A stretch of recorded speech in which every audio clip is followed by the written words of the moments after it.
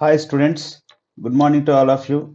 Today we are going to discuss a new topic, namely theory of equations. This is our first lecture in this particular topic. Main topic. Here we'll start with some definitions. Here comes the definition of a polynomial. What is the definition of a polynomial? Let us see. If n is a non-negative integer and a naught a1, a2 and so on up to an are real or complex numbers and a not equal to 0, then an expression f of x is equal to a naught x power n plus a1 x to the power n minus 1, a2 x to the power n minus 2 and so on up to an is called a polynomial in x of degree n or a polynomial of degree n in variable x. Here x is the variable of a given polynomial.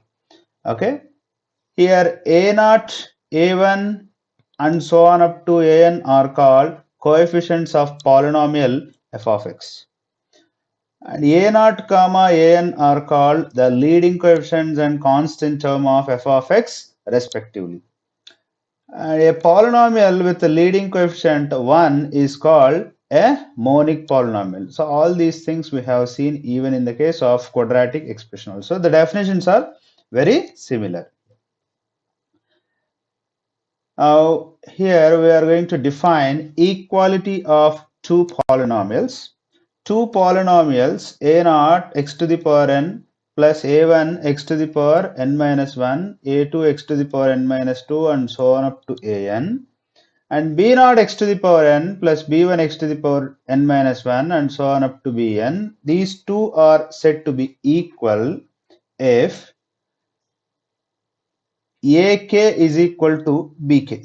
ak is equal to bk for all k is equal to 0, 1, 2, 3 and so on up to n actually. So if you want to put it simply, we can say the corresponding coefficients of two polynomials are equal. Corresponding coefficients means what? Here you take the coefficient of x to the power n. Here also you take the coefficient of x to the power n. So a naught must be equal to b naught. Coefficient of x to the power n minus 1 you consider in the first polynomial.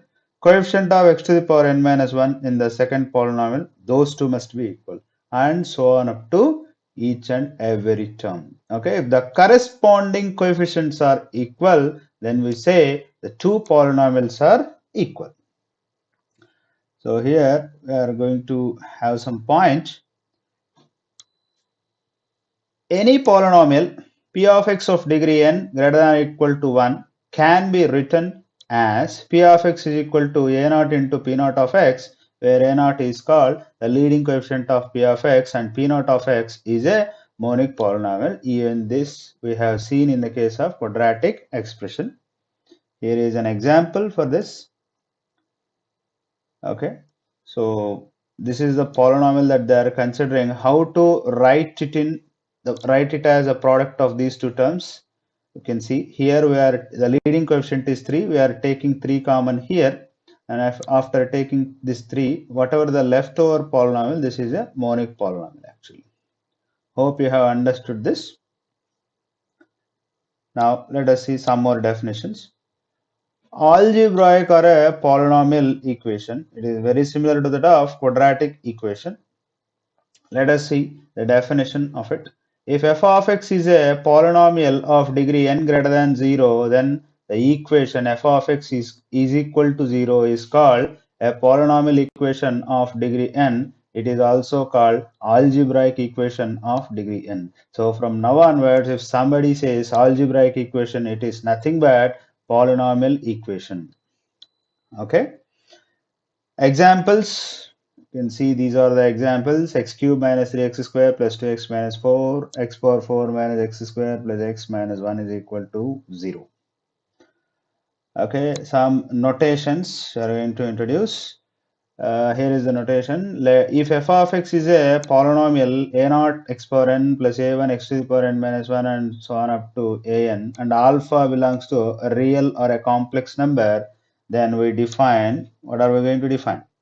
f of alpha. What is f of alpha? A naught alpha power n plus a1 alpha power n minus 1 and so on up to a n. That means what? We are substituting this alpha in this polynomial. Okay. In the place of x, we are substituting alpha. Whatever the value that we are going to get, we are denoting it by f of alpha. It is for the sake of convenience, actually. Okay. Now, 0 of a polynomial. 0 of a polynomial is very similar to that of 0 of a quadratic equation.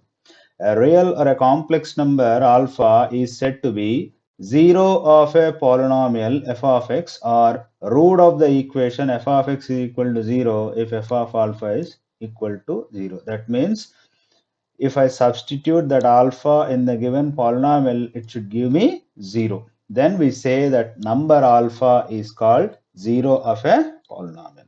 Okay. The main objective of this particular topic or a unit is to solve a polynomial equation f of x is equal to 0. In this chapter, throughout, we are going to solve some or the other polynomial equations. Okay. Next, we'll discuss a result, namely remainder theorem. Here is the statement of the theorem. Let f of x be a polynomial of degree n greater than 0 and let a be a complex number, then there exists a polynomial q of x of degree n minus 1 such that f of x is equal to x minus a into q of x plus f of a. It is similar to that of division rule. Dividend is equal to divisor, this is divisor into quotient plus remainder actually. Okay, what is that it is telling? For this polynomial of degree n, whenever we are dividing with a polynomial x minus a, then we are going to get a quotient polynomial of degree n minus 1 plus a constant remainder term. Okay, so what actually the remainder theorem does? So in the statement itself, in the name itself, okay, we have remainder. So in the remainder theorem, what actually it is telling is the remainder when we divide the polynomial f of x by this polynomial x minus a, whatever the remainder that we are going to get, okay, is nothing but f of a actually. Okay, so this is the favor that our remainder theorem is doing to us.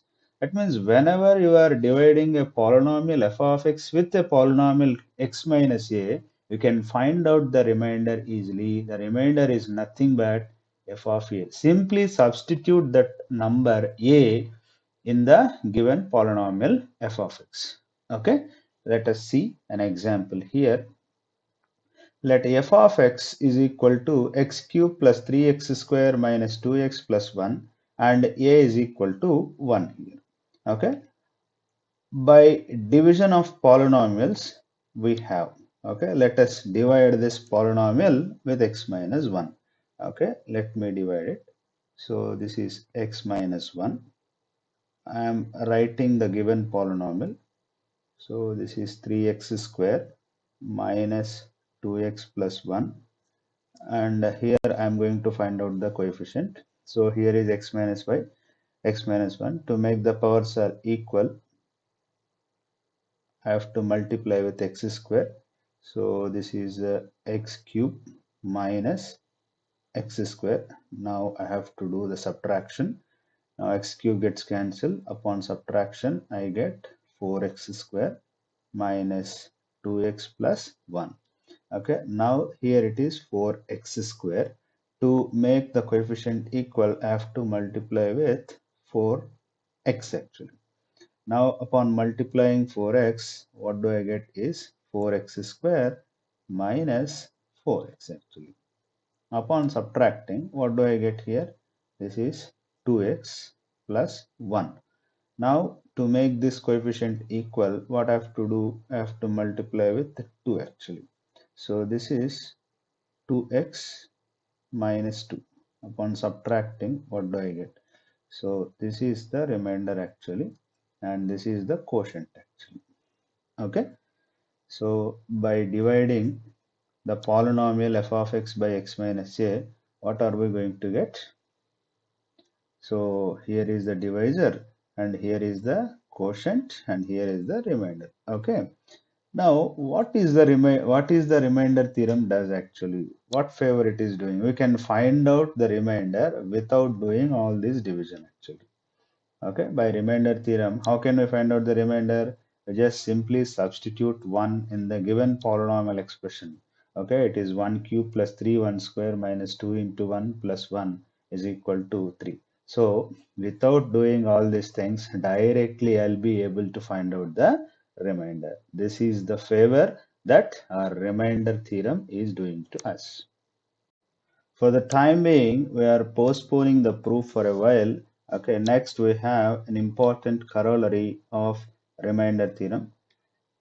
Okay, before stating the corollary, we'll see some definition. Here is the definition of a factor actually. So here, let f of x be a polynomial of degree n greater than 0 and let a belongs to a complex number, then we say that x minus a is a factor of f of x if there exists a polynomial q of x such that f of x is equal to x minus a into q of x. It is just similar to the top definition of factor in the case of integers. Okay, so 6 is a, see, for number 6, whether 2 is a factor or not. Okay, 6 can be written as 2 into 3. That's why 2 is a factor of 6. It is very similar to that. So in that case, it is numbers. In here, we are telling that there exists a polynomial actually. Okay, right. So what is the corollary stating actually? Let us see. Let f of x be a polynomial of degree n greater than 0, then x minus a is a factor of f of x if and only if f of a is equal to 0. Okay, let us see how x minus a is going to be factor if and only if f of a is equal to 0. We know by the remainder theorem. Okay, for this polynomial f of x, there exists a quotient polynomial q of x plus remainder term is what? F of a. Okay, now suppose if remainder term is 0, then f of x can be written as x minus a into q of x, then x minus a is going to be a factor of it. Okay, so this is where precisely we are using the remainder theorem. Hope you have understood this. Okay, let us understand this with the help of an example. Okay, whether x minus 1 is a factor of this cubic polynomial x cube minus 6x square plus 11x minus 6 actually. So how do I verify? So what I have to do is I have to simply substitute this 1 in this polynomial. Let me substitute here. It is 1 cube minus 6 into 1 square plus 11 into 1 minus 6. So this is 12 minus 12 is 0. So if I am substituting 1 in the given polynomial, we are getting 0. So x minus 1 is a factor of it. So here is the q of x. Okay, so you try to do the division of these two polynomials. Okay, then you try to find out what is q of x. Here is your q of x actually. Okay, now why do we study this factoring actually? Because the main objective of this topic, theory of equations, is to solve a polynomial equation. Okay, solving polynomial equations of higher order becomes actually difficult. Maybe we'll see as the topic progresses. Okay, now we see a cubic polynomial. Suppose if at all we want to solve this cubic polynomial, as such I do not know how to solve it. If I find out some factor, somehow I find out x minus 1 as a factor of it. Now I get the quotient polynomial like this. Okay. Now I am able to solve this quadratic polynomial. I am able to solve this quadratic polynomial easily, by which I can even actually find out the roots of it. Let us see how actually it is. Okay. Next, we are going to study an important result of algebra called fundamental theorem of algebra, simply FTA. Okay. Let us see what does it states. Every non-constant polynomial equation, every non-constant polynomial equation has at least one root. Okay, that's it. This is the statement of a fundamental theorem of algebra. We are not getting into the proof of it as the proof is beyond our scope. Okay, now we discuss a theorem, okay, as a consequence of fundamental theorem of algebra. Here is the statement of the theorem. What does this theorem tells actually? The set of all roots of a polynomial equation f of x is equal to 0 of degree n greater than 0 is non-empty, okay, and has at most n elements in that, okay, and there exist alpha 1, alpha 2, and so on up to alpha n, which may not be distinct in complex numbers, such that f of x can be written as a into x minus alpha 1, x minus alpha 2, and so on up to x minus alpha n actually. So what is this theorem tells actually? What does this theorem tells? So given a polynomial of degree n, okay, there exists a non-empty set. So the set of roots is non-empty. That means existence of the roots. This theorem guarantees the existence of the roots. And it also tells us some number actually. Okay. For this polynomial of degree n, roots for sure exist. And there is a constraint on even the number also. What is that number? It cannot exceed n. So for a degree n polynomial, the number of roots cannot exceed n. Okay. At most it can be n. Okay. And also, what is that it is telling? There exists alpha 1, alpha 2, and so on up to alpha n, of course, which may not be distinct in complex numbers, such that f of x can be expressed as a into x minus alpha 1 into x minus alpha 2, and so on up to x minus alpha n actually. So this is what this theorem tells actually. Now these two statements are used interchangeably as statements of FTA. Okay, so if somebody asks you, this is a very, very important result. If somebody asks you, state some theorem in algebra, you can quote fundamental theorem of algebra. This is a very foundation result actually, very fundamental result. These two statements are used interchangeably as the statements of fundamental theorem of algebra. That means in some textbooks they give the second theorem as a fundamental theorem of algebra. In some textbook the first statement is given as fundamental theorem of algebra. Okay. Now let us discuss the proof of this theorem. Okay. That means I am talking about the second theorem, assuming the first one. Okay. So we are going to prove this prove this theorem with the help of mathematical induction. This is a proof technique that we have studied in first year, Sem 1. Okay. So as a part of the mathematical induction, okay, what is the first step? We have to prove the result for n is equal to 1 actually. So for n is equal to 1, it is a polynomial of degree 1. Okay. You take out common the leading coefficient, then you get then you can write f of x is equal to a into x minus alpha actually. This is what they have written here, a into x minus alpha. So this is what the theorem expects. Okay, now what is the next step? We are going to assume that the result is true for k, and we will prove the result for n is equal to k plus 1. Now what actually we are doing here is we are assuming that the result is true for n minus 1. The result is true for n minus 1. We are going to prove this for n. Okay.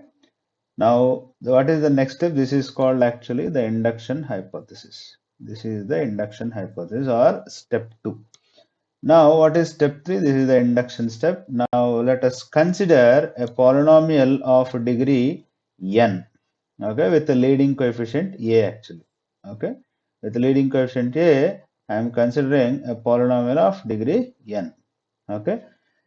Now, by fundamental theorem of algebra, f of x has at least one root, okay, saying alpha.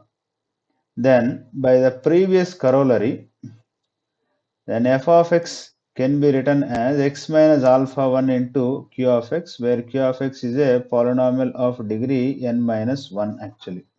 Okay, so as a corollary to remainder theorem, we have studied this. So f of x has at least one root, say alpha 1, let us say.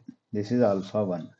Then by previous corollary, f of x can be written as x minus alpha 1 into q of x, where q of x is a polynomial of degree n minus 1.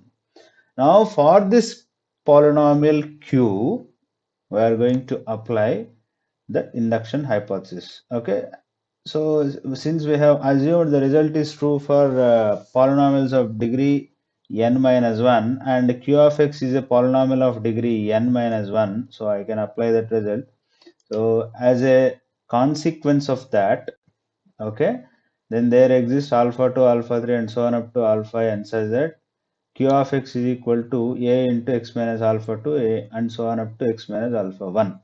Okay, see, like you get a doubt that why a has come here. Now let us try to understand what is the leading coefficient of q of x. See, what is q of x? Q of x is this f of x is equal to x minus alpha 1 into q of x. Okay, so let b be the leading coefficient. Okay, and if I multiply these two, what is the leading coefficient of the resulting polynomial? Because since it's a degree 1 polynomial, the leading coefficient is same as that of leading coefficient of q actually. Okay. Now, since f of x is equal to x minus alpha 1 into q of x, the leading coefficient of f of x is same as leading coefficient of q actually. That's why this q of x can be written as a into x minus alpha 2 and so on up to x minus alpha 1. So call this equation 1 and call it equation 2. From equations 1 and 2, substitute equation 1 in 2. So we call this as equation 1. We call this as equation 1. We call this as equation 2. We get f of x is equal to a into x minus alpha 1, x minus alpha 2, and so on up to x minus alpha n actually. Okay. So what we are doing is we are substituting equation 1. We are substituting equation 2 in equation 1. Hence, we prove the theorem with the help of mathematical induction. As a consequence of this theorem, okay, we get a nice corollary. Here is the statement of that corollary. Suppose n is a positive integer and a naught, a1, a and so on up to an and b naught, b1 and so on up to bn are complex numbers such that a naught into alpha power n plus a1 into alpha power n minus 1 and so on up to n is equal to b naught into alpha power n plus b1 into alpha to the power n minus 1 and so on up to bn.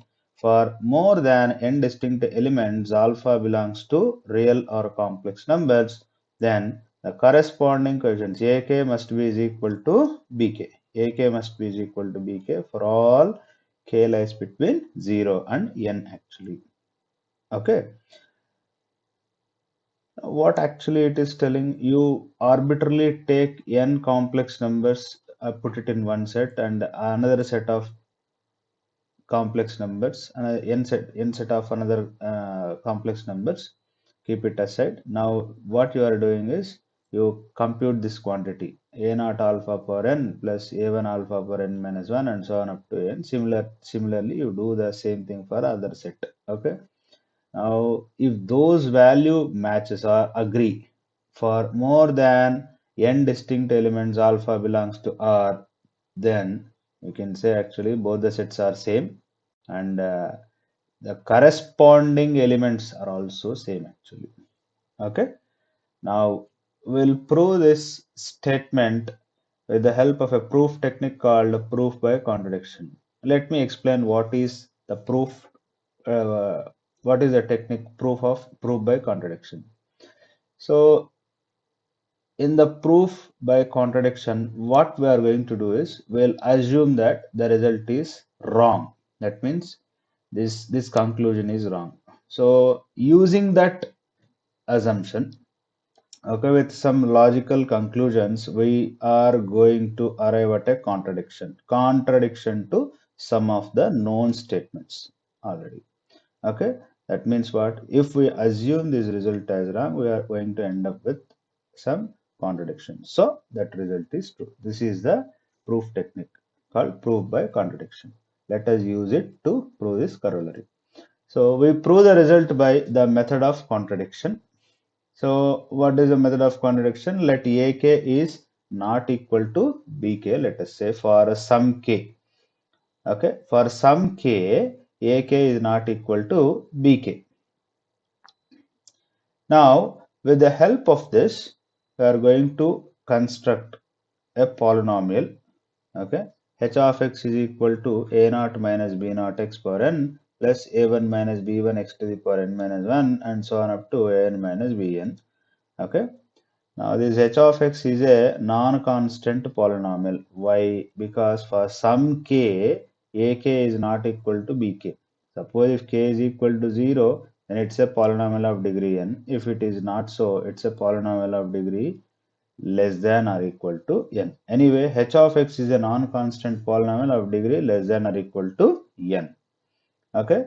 Then by the hypothesis, what does it mean? A naught alpha power n plus a1 alpha to the power n minus 1 and so on up to n, that is equal to b naught. That means if we use the hypothesis, then what do we get?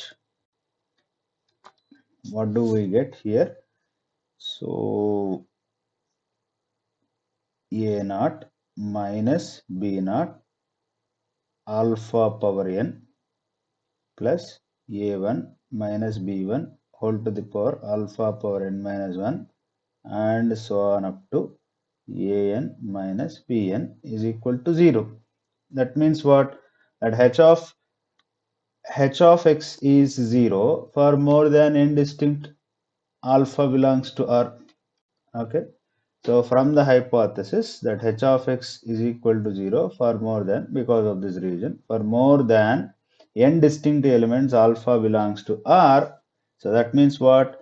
A polynomial of degree less than or equal to n has more than n distinct roots. More than n distinct roots, which contradicts the fundamental theorem of algebra.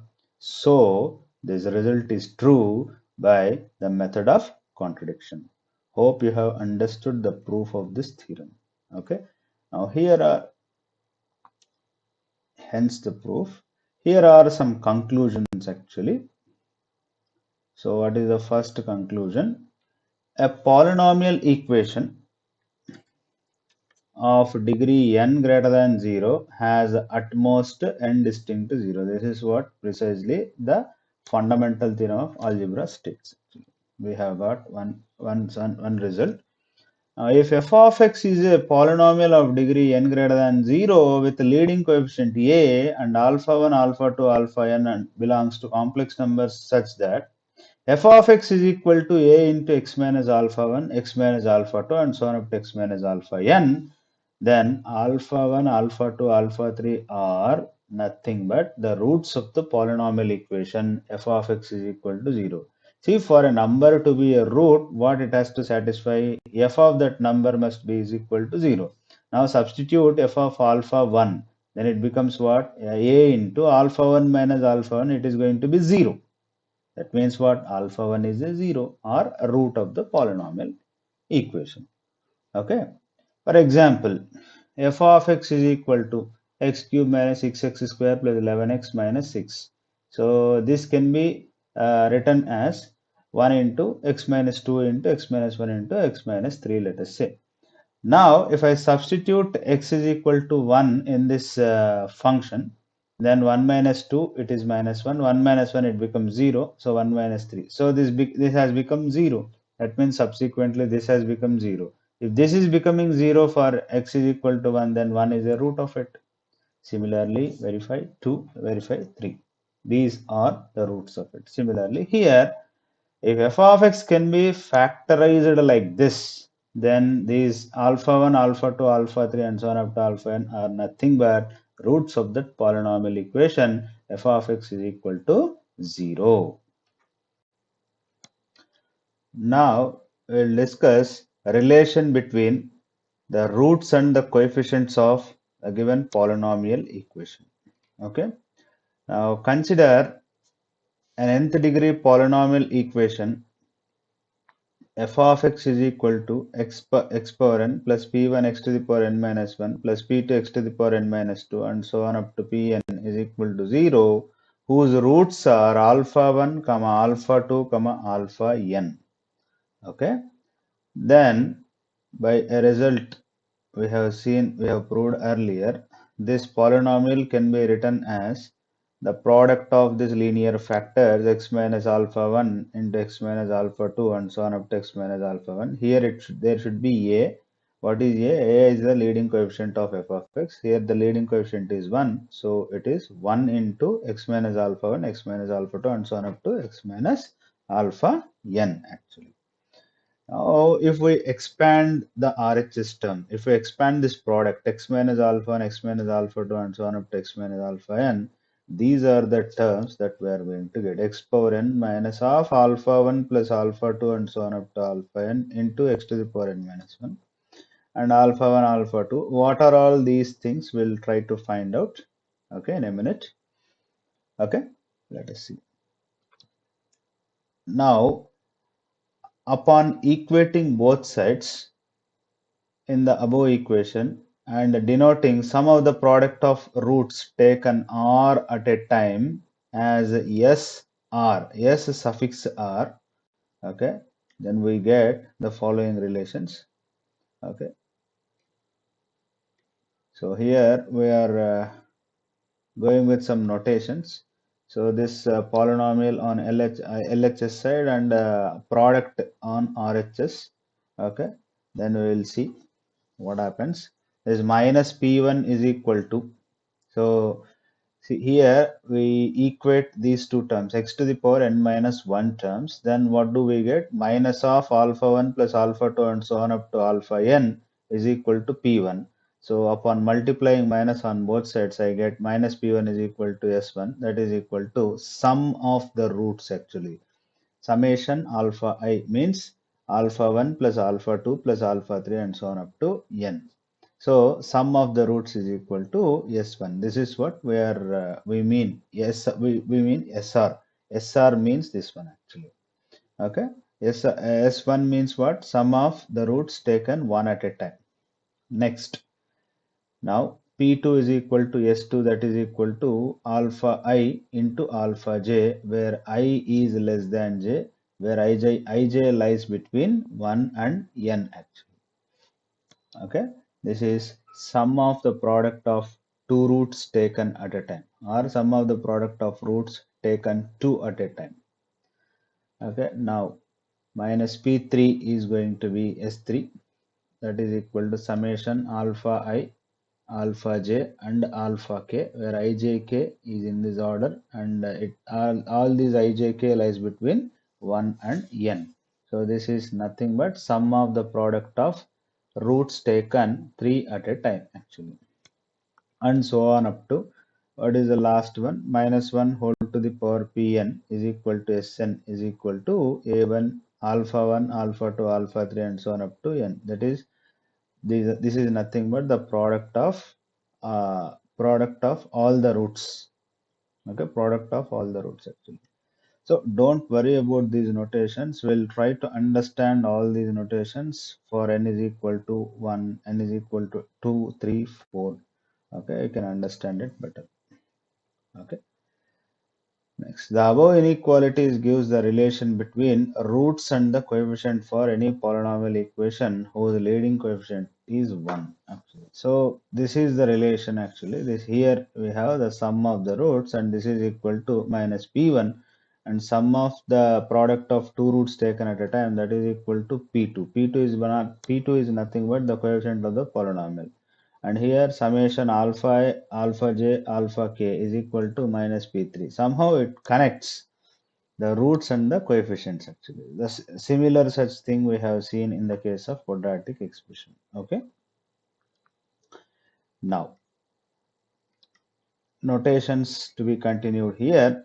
Consider a polynomial equation f of x is equal to a naught x power n plus a1 x to the power n minus 1 plus a2 x to the power n minus 2 and so on up to an is equal to 0.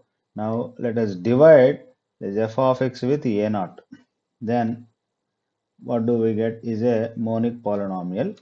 So this monic polynomial, we name it as g of x. G of x is equal to what? F of x divided by a naught x. And this is equal to x to the power n plus a naught, a1 by a naught x to the power n minus 1, a2 by a naught x to the power n minus 2, and so on up to an by a naught.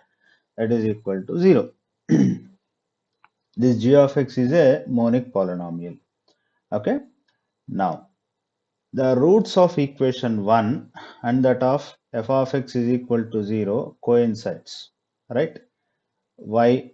Because f of x can be written as this a naught into x minus alpha 1, x minus alpha 2, and so on up to x minus alpha n. This we have seen it earlier. This a naught gets cancelled. This g of x is nothing but x minus alpha 1, x minus alpha 2, x minus alpha n, and so on.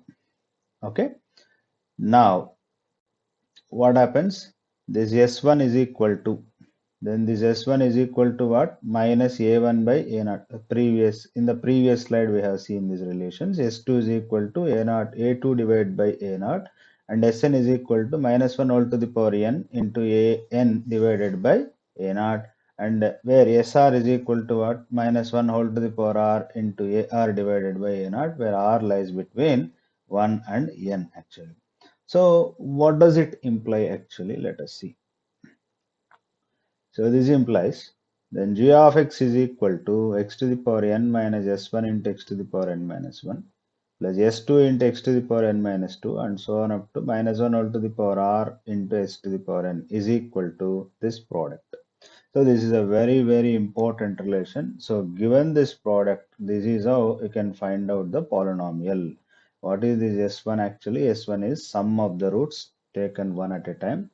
And here sum of the product of roots taken two at a time and so on up to sum of the products taken all n at a time. This is how you can find out product actually x minus alpha 1, x minus alpha 2 and so on up to x minus alpha n. A very, very important result. Okay. Now notations to be continued. For n is equal to 2, we'll try to find out what does that s1 and what does that s2 says. Okay. For n is equal to 2, we get a quadratic equation ax square plus bx plus c is equal to 0 and let the roots are alpha comma beta. Then what happens? S1 is equal to sum of the roots alpha plus beta, that is equal to minus b by 2a, and S2 is equal to alpha beta, that is equal to c by a actually. Now in the place of alpha comma beta, let me take alpha 1 alpha 2, then sum of the two roots. So S1 is equal to alpha 1 plus alpha 2, that is equal to minus b by a. And what is S2? Sum of the product of two roots alpha 1 alpha 2 is equal to c by a. Okay, so this is what S1 S2 for n is equal to 2 means. Now for n is equal to 3, what does it, what do we get? Here we get a cubic equation ax cube plus bx plus cx, ax cube plus bx square plus cx plus d is equal to 0, and let the roots are alpha, beta, gamma.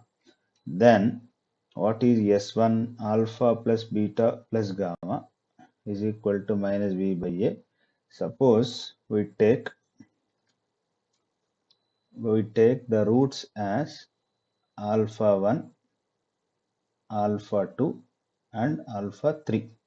Then S1 is equal to alpha 1 plus alpha 2 plus alpha 3 is equal to minus b by a. Now let us see what is S2. S2 is actually this one, alpha beta, beta gamma and gamma alpha. So this S2 we have written in the form of a summation notation. So this alpha I into alpha j, where I less than j means this actually. Okay, let me explain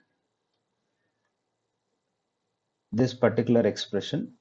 Okay, let me consider 1, 2 and 3. Okay, let me write it 1, 2, 3 only. 1, 2, 3. Now we have, this is my, I have to pick two numbers such that I must be less than j. So 1 comma 2 is one such pair because 1 is less than 2. Okay, 1 comma 3 is such pair, that is 1 is less than 3, and other one is 2 comma 3.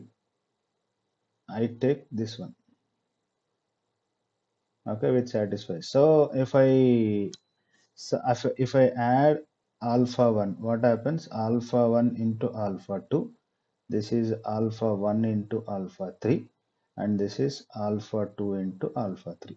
Now, if at all, what is happening? 1, 2, 1, 3, and 2, 3. Now, if at all we have three roots, alpha, beta, gamma. So, what are you going to do? Alpha, beta, alpha, gamma, then beta, gamma. This is how one has to consider S2. Okay, hope you have understood this. Now, what is S3? S3 is equal to what? Alpha, beta, gamma. That means taking the product of three roots at a time. That is equal to minus d by a. That is S3 is equal to what? Alpha 1, alpha 2, alpha 3. That is equal to minus d by a. Okay. So this is what S1, S2, S3 in the case of a cubic polynomial. Now let us understand these notations when n is equal to 4 actually. When n is equal to 4, then we get a biquadratic equation ax power 4 plus bx cube plus cx square plus dx plus e is equal to 0. And let alpha comma beta comma gamma comma delta be the roots. And similarly, we can take alpha 1, alpha 2, alpha 3, alpha 4. We have taken alpha 1, alpha 2, alpha 3, alpha 4 in order to understand this S1, S2 with that summation notation. Okay. Now let us see what is S1 actually. What is S1? S1 is equal to sum of the roots alpha plus beta plus gamma plus delta, that is equal to minus b by a. If we are using this alpha 1 notation, alpha a notation, then it is becomes alpha 1 plus alpha 2 plus alpha 3 is plus alpha 4 is equal to minus b by a. Now let us see what is S2. S2 is what? Alpha beta, alpha gamma, alpha delta plus beta delta, gamma delta is equal to C by A. Now let us try to understand the summation notation. That is alpha ij, where I is less than j. Okay, let me explain that. Suppose if I have four numbers here, 1, 2, 3, 4. Now in these four numbers, I have to take two numbers or a pair of numbers such that I is less than j. So following are such combinations. So 1 comma 2 is one such pair. And next 1 comma 3 is one such pair because 1 is less than 3. And 1 comma 4 is one such pair. and 2 comma 3 is another such pair. Next 2 comma 4 is one more such pair, and 3 comma 4 is another such pair. Okay, now if alpha, beta, gamma, delta are given, what is that you have to do? Alpha into beta first, this one alpha into beta, next 1 into 3, that is alpha into gamma, next 1 4, that is alpha into delta, next 2 3, that means beta gamma, beta delta 2 4, that, and the gamma delta, it is 3 4. So even in this case also we have did the same thing, alpha 1 into alpha 2, alpha 1 into alpha 3, alpha 1 into alpha 4, alpha 2 into alpha 3 plus alpha 2 into alpha 3 plus alpha 3 into alpha 4. This is equal to C by A. Now let us understand what is S3 here. So they have written that alpha beta gamma delta, alpha beta delta. So this is a little confused. Let us see in the case of alpha 1, alpha 2, alpha 3, alpha 4 how it looks like. Okay, here you have to take 3 roots at a time. That is alpha I, alpha j, alpha k, says that I less than j less than k. Okay, let us try to understand this. Now let me take again the set of 4 numbers, 1, 2, 3, and 4. Now I have to pick 3 numbers from this set such that I is less than j is less than k. Now one such triplet is 1, 2, and 3. This is one such triplet. Next 1, 3, and 4. That means I am eliminating 2 now. Next, what happens? After eliminating 2, so there is no such pair here. Okay. Now, what am I doing is 1, 3, 4, 1, 2, 3 completed, and 1, 3, 4 completed. Now, 2, 3, 4, and next one is 1, 2, 4 is another combination. So 1, 2, 3 is one combination, 1, 2, 4 is another combination, 1, 3, 4 is one more combination, and next one is 2, 3, and 4 actually. Now, suppose alpha, beta, gamma, delta are given. Suppose alpha, beta, gamma, delta are given. So 1, 2, 3. So 1, 2, 3 means first 3 terms alpha, beta, gamma. Next alpha 1, 3, 4. Alpha into gamma into delta. Next one is alpha, beta, gamma. That is 1, 2, 4. And 2, 3, 4 is beta and gamma delta. So here also we have seen alpha 1, alpha 2, alpha 3 plus alpha 1, alpha 2, alpha 4. This is the second triplet. And alpha 1, alpha 3, alpha 4. This is the third one. Alpha 2, alpha 3, alpha 4 actually. So this is how we have to find out S3. So this S3 is equal to what? Minus D by A in the case of n is equal to 4. Okay. Now what is S4? S4 is what? Product of all the roots alpha, beta, gamma, delta, that is equal to E by A.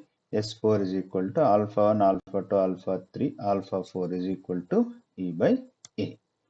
So these are the notations S1, S2, S3, S4 in the case of a biquadratic equation. Hope you have understood this. Now using these relations we can find out the equations. Okay, given an equation biquadratic equation, we can write the product. Given the product, we can find out the equation with the help of these relations. Okay, we have seen this relation already in the previous slides. Okay,